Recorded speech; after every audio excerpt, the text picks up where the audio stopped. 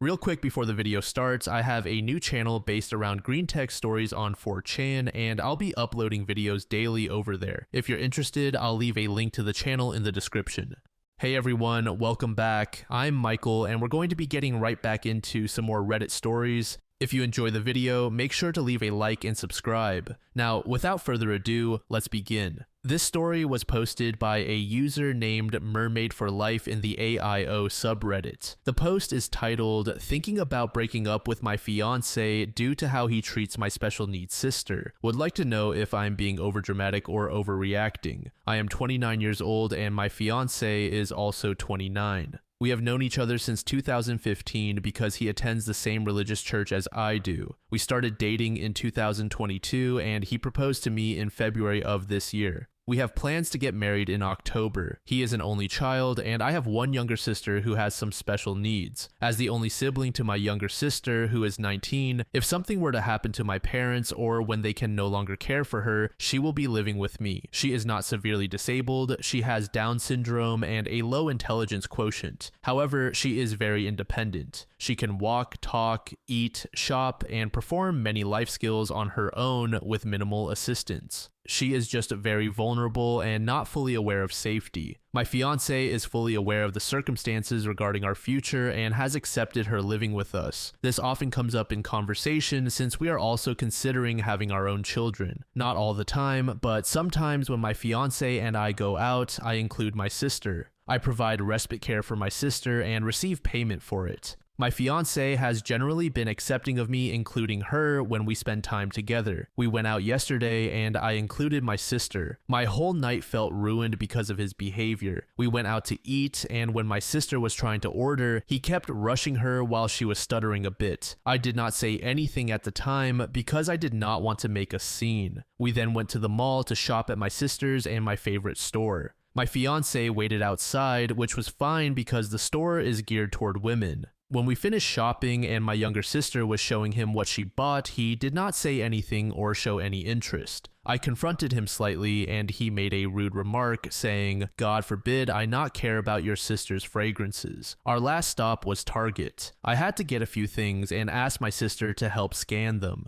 He seemed annoyed and told me she needs to speed things up because this is awkward. There was no line and multiple self-checkout stations were open. When he dropped me off at home yesterday, I did not say anything. As much as I want us to grow together, I cannot be with someone who belittles my sister. Do I have the right to be upset? Update. I posted on here a few days ago regarding my fiance and my younger sister who has special needs. Some people wanted an update. After posting about it, reading most of the comments, and doing some deep thinking, I decided to cut ties with him last Sunday. It was one of the hardest things I have ever had to do because we had our future planned out, and he was my first relationship. Family will always come first for me, and I am not going to be with someone who is an ableist, especially when he and I could one day have a child with a disability, as muscular dystrophy does run in my family. As for my future, I am a pediatric registered nurse, so I will continue focusing on my career. I have a savings account set up and I am planning to apply for an apartment very soon. I am also going on a Bahamian cruise in October that was originally supposed to be our honeymoon, but I will be going with my best friend instead. I am ecstatic about that. I will keep living my life as best as I can and not dwell on a relationship that clearly was not meant to be.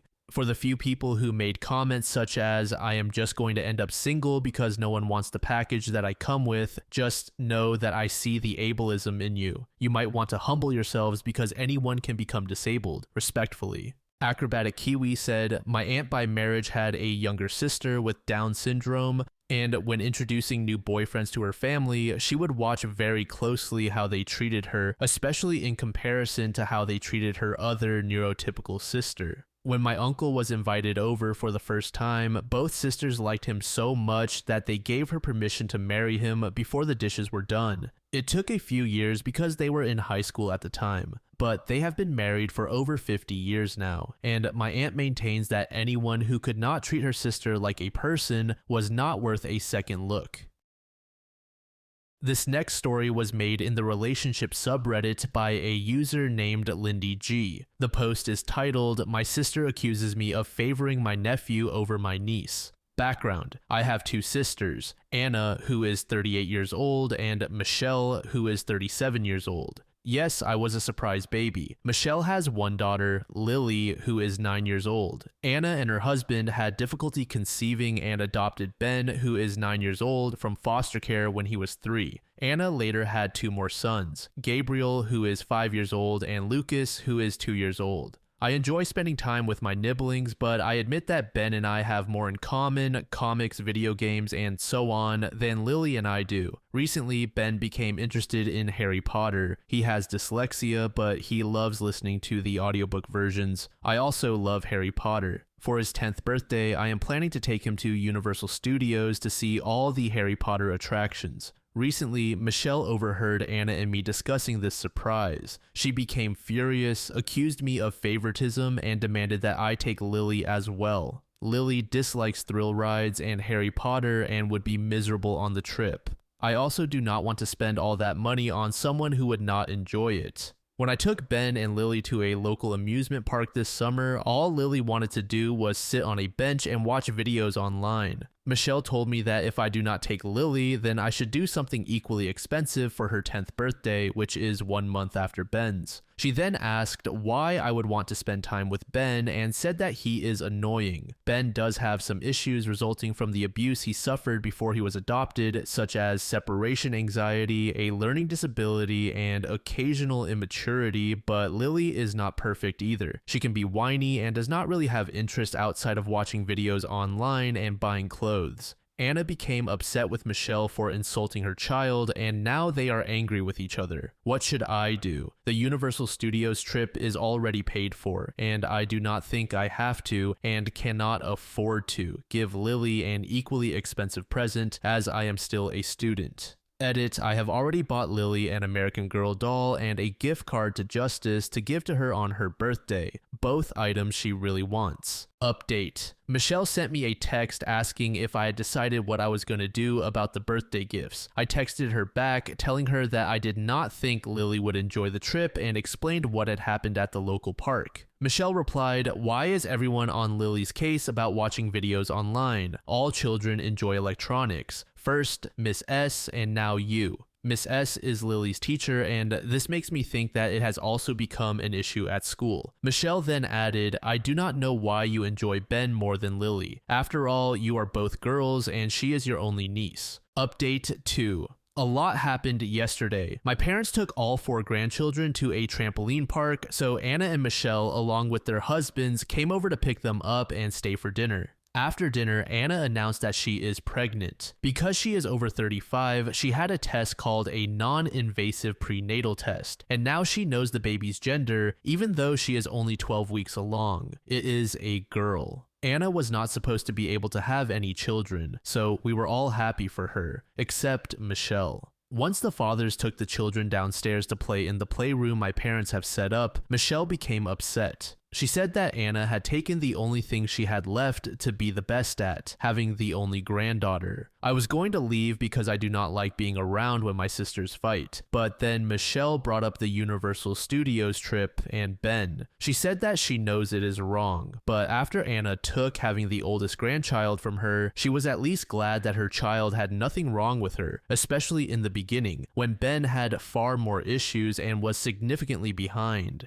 He could barely speak when he was adopted. Now, Lily's teacher and other people, such as her friend's parents, have noticed that Lily might have attention problems. Apparently, the whole trip situation was just one thing too many for Michelle. Even though she admitted that there is no real reason for it and that my parents have always treated us the same, she said she has always felt competitive with Anna and second best to her. Now, even I seem to prefer Anna's child over hers. Anna was somewhat shocked by all of this. She became a little mad when Michelle compared Lily to Ben and implied that Lily was better, but in the end, they both cried and hugged each other. I told Michelle that I would return the American Girl doll and instead take a trip to the American Girl store, which is within reasonable driving distance of us, and let Lily pick one out herself. Michelle said that she and her husband will begin the process of having Lily evaluated. Captain Marv said, parents really need to let their children be bored. It encourages creativity and engages the brain. It also teaches them patience and helps with emotional regulation. I understand that Lily may also have additional attention disorders, but giving her a phone or tablet will not be beneficial. Peter09 said, boy, that sister really needs therapy. I'm quite glad my family isn't carried with drama. A boring life is good. This final story was made in the pet sitting subreddit by a user named Dragon Master Ash. The post is titled, Sitter drank all my alcohol, then abandoned my pets. I hired a sitter on Rover over a month ago for a trip this week from last Saturday through Friday to house sit at my house. We did a meet and greet and I liked her. She has 8 5-star reviews over the last year and a half, with the last several months of verified stays. Booked through Rover. We exchanged WhatsApp numbers because I am out of the country on this trip and do not have an international calling plan. She sent messages the first few days. On Wednesday at 3 a.m., she sent a message that she had been sick with a stomach bug but was feeling better. She asked a question about one dog's behavior, sitting in the bathroom barking, and I responded, she probably wants fresh water. She is asking to drink from the toilet. I did not hear anything, so I sent several messages checking in on WhatsApp and Rover. No response.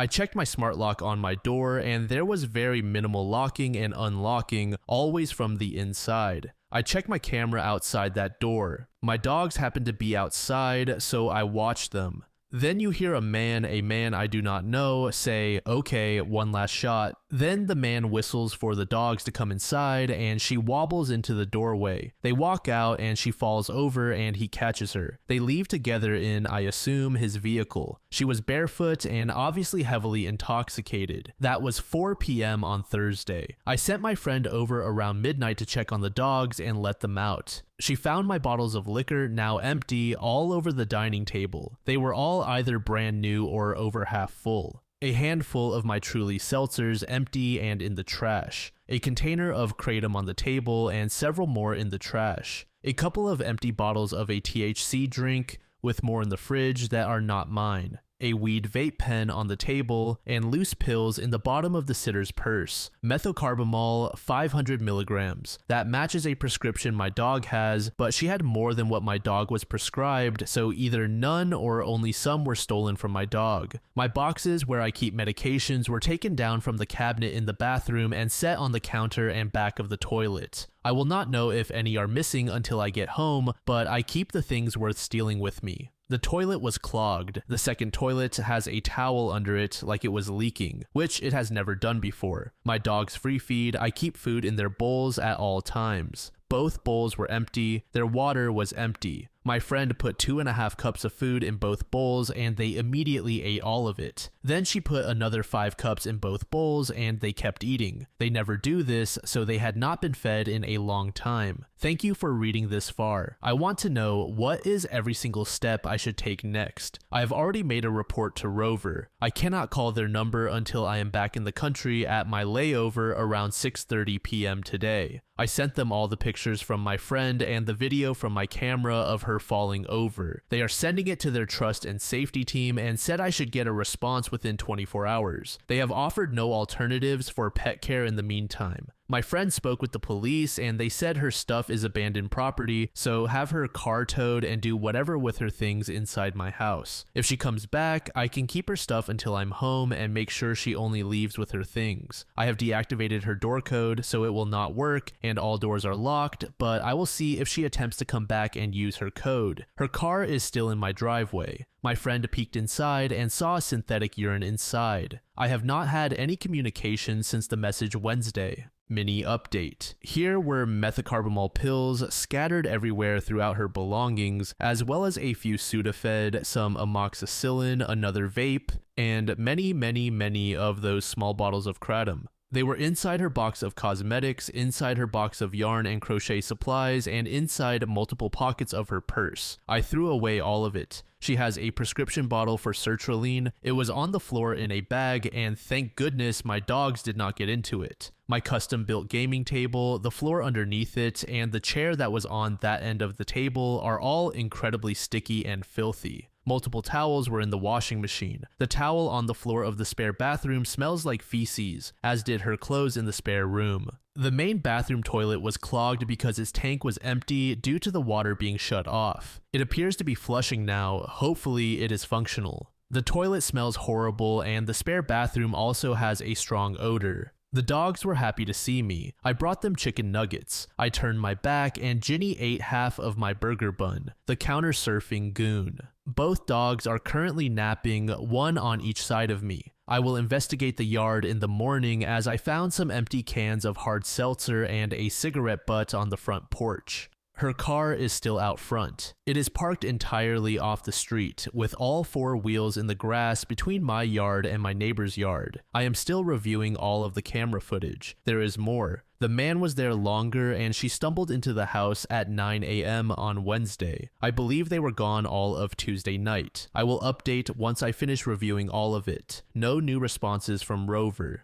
Update. I finished reviewing all the camera footage. It took most of Saturday and Sunday after I arrived home. The sitter arrived at my house at 10:30 in the morning on Saturday. I had not requested her to start until the afternoon, but she said she happened to be off work and would show up early. She began drinking the seltzers on the front porch at 11 o'clock that day. She noticed the camera and tried to hide the cans in her dress as she drank them outside on Saturday and Sunday. She also smoked outside on those days. I found an empty HG Sativa cigarette box, saw her bring it into the house, and found a lighter. I assumed that is what she was smoking. Her boyfriend began showing up on Tuesday and came every day after that, usually twice a day. I have never met him and never agreed to allow him in my house. She appeared drunk while leaving on Tuesday at 6:30 in the evening, and no one returned until she came back on Wednesday at 8:30 in the morning, stumbling. She sent me an update at 3:30 in the morning, while not even at my house, to say she had a stomach bug and to ask about my dog barking in the bathroom. I responded that she was asking for water. That was the last communication I had from her until Friday morning, when her boyfriend tried to get into the house using her code. I sent several messages and requests for updates through Rover and WhatsApp, but did not receive any replies.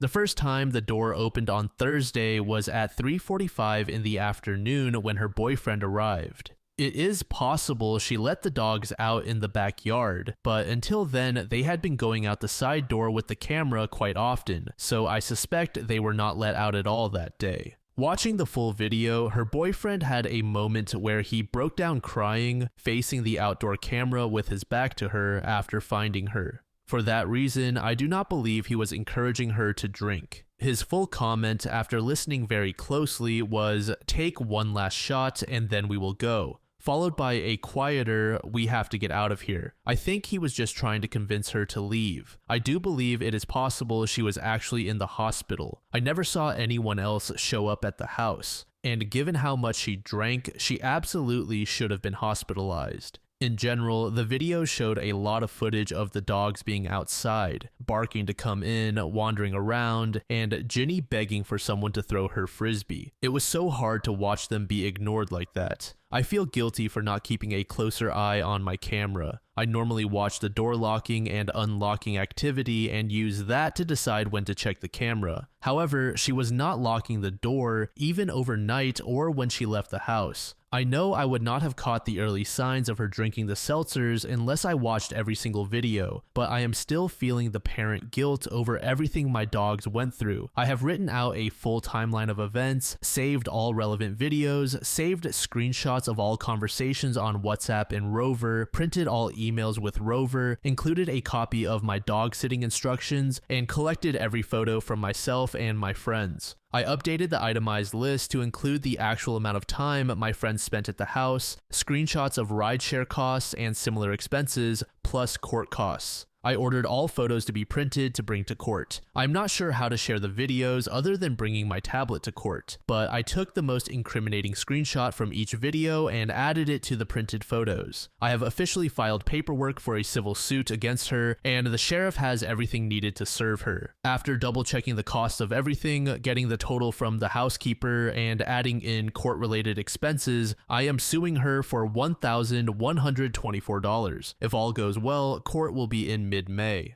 I searched public records in my area for her, and I could not find any record of crimes or probation. I am guessing the synthetic urine was intended to help her pass a drug screen at work. I was able to get a housekeeper to come on Monday to help with the sticky mess and the unsanitary bathrooms. I've been doing laundry for days in between working on all the documentation. Everything in my house feels filthy and violated. The dogs are acting relatively normal, perhaps a little more tired than usual. The independent hound dog is definitely clingier than normal and is actually listening when I call her. The Carolina dog could not possibly be any clingier than she already was, and she is acting perfectly normal. I took them on a car ride with me to get food because I could not bear to leave them, and they were spoiled with some chicken nuggets. They are getting extra treats and love. The veterinarian said that after 6 days without it, the Prozac is essentially out of Ginny's system, and it could take another 6 to 8 weeks to see the full effect again. There is also a chance it will not work at all anymore after being stopped so abruptly. So far, she does seem calmer, and I am hopeful that she is feeling better now that she is back on it and home safe with her mother. Update 2. I showed up at the most recent court date. I tried to have the sheriff serve her, but the paperwork was returned after multiple failed attempts. I sent certified mail to her home, which was returned as undeliverable. I sent certified mail to her business, and someone who was not her signed for it. That was then returned to the court as well. The judge said that I must continue to attempt service and that they cannot hear the case until she is served. My only allowed options for serving her are through the sheriff or by certified mail, so I need help. How do I find her and get her served? The sheriff and post office left notes that they attempted to reach her, so she knows I am trying to locate her. I have the following information on her because of everything she left in my house, which has since been returned. Her full name, her address at the time of the events, her frequently used username from her Cash App credit card, her social security number, her card was among her belongings, her current and former driver's licenses, her past workplaces, business cards, and her now expired car dealership seller license number, her Instagram account, barely used, and her Reddit account, frequently used but nothing posted on this subreddit. Based on what I have, it looks like she moved to another city 2.5 hours away, but still within the same state. I am not sure if it is allowed to post the state, but it is highly relevant because legal issues vary greatly from state to state. I will put it in a comment in case it needs to be deleted. Intelligent Rough said, "The number of times I have heard and read about issues with rover sitters is concerning for it to still be active. They need to implement vetting or some form of screening for the people on their platform." Snake JG said, "Why is OP suing the pet sitter only and not Rover? I would expect Rover's insurance to happily pay $1,200 just to avoid having to send someone to argue it." Thank you so much for making it to the end of the video, and thank you also to partner of the channel, GamerSupps. Use code DLAM to support the channel and get 10% off of your purchase, link in the description. I'm sure many of you like me have a hankering for daily caffeine, so go check them out. Lately, I've been a big fan of Titty Milk and Acid Rain, but they've got dozens of other flavors for y'all to try out. Anyway, thanks again for reaching the end, and I hope you all have an amazing passage of the next 24 hours.